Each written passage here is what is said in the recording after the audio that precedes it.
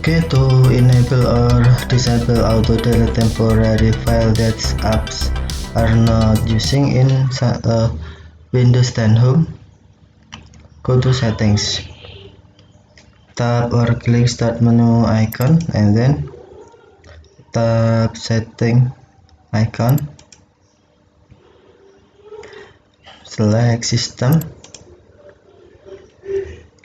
and then select storage,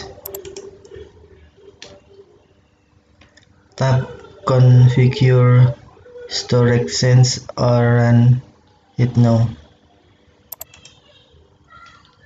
To enable delete temporary files that apps are not using, check this option, or to disable, uncheck this option.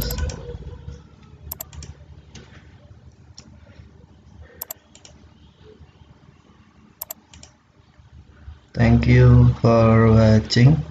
Have a nice day.